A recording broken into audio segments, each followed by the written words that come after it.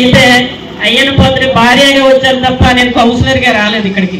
మీ అందరి ముందు కూడా ఆయన ఇప్పుడు కాదు 83వ సంవత్సరం నుంచి కూడా నేను ఎప్పుడు అయ్యన్న పాత్రి గారి భార్యగానే ఈ వార్డులో ఉన్నాను. రేపు ఉండబోయే రోజులు కూడా పద్మావతి తప్ప కౌన్సిలర్ అనేదే కాదు, నేనంటే మీ సేవకురాలు. ఎందుకంటే 83లోను 26వ వార్డులో నాయకులు పెద్దలు చాలా మంది ఉండేవారు. వారందరూ కూడా అతి చిన్న వయసులో అయ్యన్న పాత్రి గారికి నిలబెట్టడం జరిగింది. అదేవిధంగా మళ్ళీ అయ్యన్న పాత్రి గారు ఒక మాట అంటున్నారు, ఇదే లాస్ట్ సార్ నేను నిలబడతానని కూడా చెప్పడం జరిగింది. అలాగే ఈ లాస్ట్ ఓటు కూడా మీరు వెయ్యాలని చెప్పి ప్రతి ఒక్కరిని అడగడానికి నేను రావడం జరిగింది. మరి ఈ రోజు చూస్తున్నాం కౌన్సిలర్గా ఒక విషయం 2 ముక్కలు చెప్పాలి. నేను ఫస్ట్ నిలబడిన తర్వాత నేను అయ్యన్న పాత్రి భార్యగా నేను ఒక సర్టిఫికెట్ మీద నేను వచ్చాను తప్ప నేను ఎవరో మీకు తెలియదు. ఎందుకంటే అయ్యన్న పాత్రి భార్యగానే మీరు ఎవరు వచ్చినా నేను ఆదరించేదాన్ని. ఈ వార్డులో మన సోదరులు అందరూ చెప్పారు ఏ సిచ్యువేషన్లో నేను నిలబడ్డానని మీ అందరికీ తెలుసు. మరి ఆ రోజు అతలాకుతలం అయిపోయింది. ఈ జగన్ ప్రభుత్వం వచ్చిన తర్వాత నర్సీపట్నం మున్సిపాలిటీ అంతా పాడైపోతుందని చెప్పి ఉద్దేశంతో చాలా మంది ముందుకు రాకపోతే మేమందరూ నేను రాజేష్ చాలా మంది కౌన్సిలర్లు ఇప్పుడు నిలబడ్డ వాళ్ళందరూ కూడా చాలా మంచి మంచి కౌన్సిలర్లు అందరూ కూడా సైట్లు చేసుకొని ఇటువంటి పనులు చేసిన కౌన్సిలర్లు అయితే మాత్రం లేరు.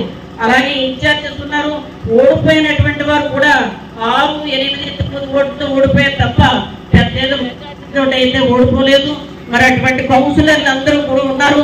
కౌన్సిలర్లు అందరూ ఒకటే ఎదురు చూస్తున్నారు, మా అయ్యన్న పాత్రి గారు వస్తే 28 వార్డులు కూడా మేము డెవలప్ చేసుకోవాలని చెప్పేసి అందరూ చూస్తున్నారు.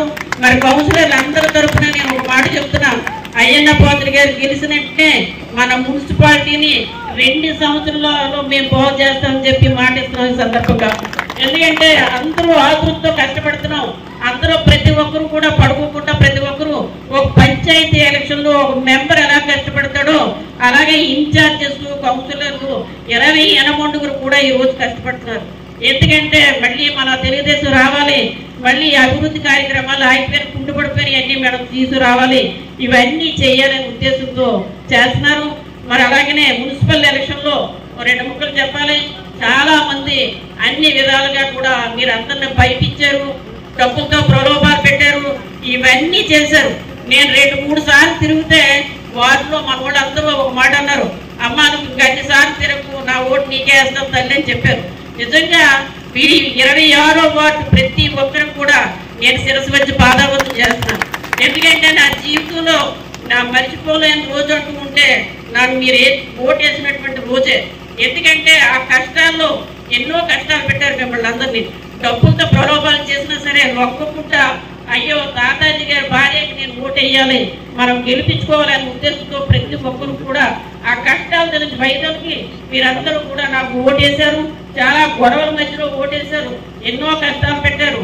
రాత్రి తెల్లవారుజాము నుంచి పాలకవర్లో డబ్బులు పెట్టినటువంటి రోజులు కూడా ఉన్నాయి. వారందరూ నాకు అమ్మ ఫోన్ చేసి డబ్బులు ఇచ్చారు, కానీ మేము పంచలేదు, మేము ఆవిడకి ఇచ్చేస్తామంటే నేను అన్నాను ఇదంతా అక్రమ సంపాదన, మీరు తీసుకోండి, ఓటు మాత్రం వేయండి అని చెప్పాను. మరి అలాగనే మీరందరూ కూడా సహకరించారు. నిజంగా మా జీవితాంతం కూడా మా ఫ్యామిలీ అందరూ కూడా మీ అందరికీ రుణపడి ఉండాలని చెప్పి సందర్భంగా తెలియజేస్తున్నాం. మరి ఈరోజు చూస్తున్నాం ఈ జగన్మోహన్ రెడ్డి వచ్చిన తర్వాత అభివృద్ధి అన్నది అంతా ఆగిపోయింది, కుంటుపడిపోయింది.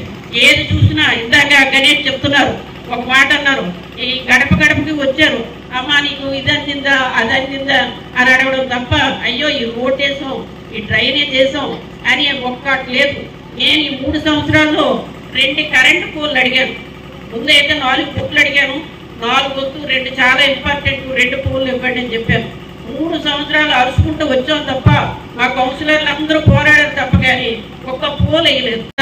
ఆ రోజుల్లో నేను మాట ఇవ్వడం జరిగింది.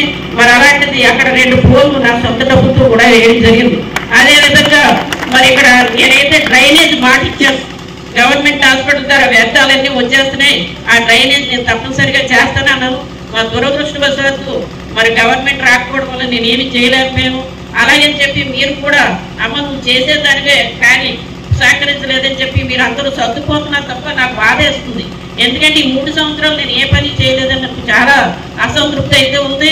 భగవంతుడి దయ వల్ల మన తెలుగుదేశం పార్టీ వస్తుంది, వచ్చిన వెంటనే మొత్తం ఈ వార్డు ఒకటే కాదు 28 వార్డు పనులు కూడా మేము చేసి చూపిస్తామని చెప్పి సడన్గా తెలియజేస్తున్నా.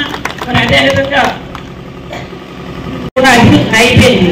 అందుకే చంద్రబాబు నాయుడు ఒక ఆలోచనల దొంగ బీజేపీని జనసేనని పొత్తు పెట్టుకొని మళ్ళీ మనం అభివృద్ధి చేయాలంటే బీజేపీతో పొత్తు పెట్టుకోవాలి, మనం పంచుకోవాలనే ఉద్దేశంతో మరి అలాగే ఈ రెండు పార్టీతో పొత్తు పెట్టుకొని మనం అభివృద్ధి చేయాలి, మళ్ళీ మన రాష్ట్రాన్ని పాత రాష్ట్రంలో తయారు చేయాలని చెప్పేసి ఆ కంకణం కట్టుకొని మరి అలాగే ఈ కూటమిని తయారు చేసుకొని మళ్ళీ మన ప్రజలకి మంచి రోజులు తేవాలనే ఉద్దేశంతో చేయడం జరిగింది.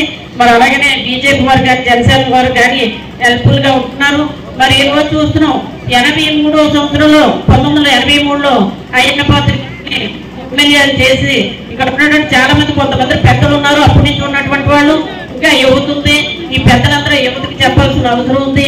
83లో చిన్న వయసు అయినా సరే అయ్యన్న పాత్రని ఇక్కడ ఎమ్మెల్యే గెలిపిస్తే మన అసెంబ్లీ పంపిస్తే మళ్ళీ మన నర్సీపట్నాన్ని బాగు చేస్తారు, మన నియోజకవర్గాన్ని బాగు చేస్తారని ఒక నమ్మకంతో తక్కువ వయసు అయినా సరే ఆ రోజు అందరం గెలిపించడం జరిగింది.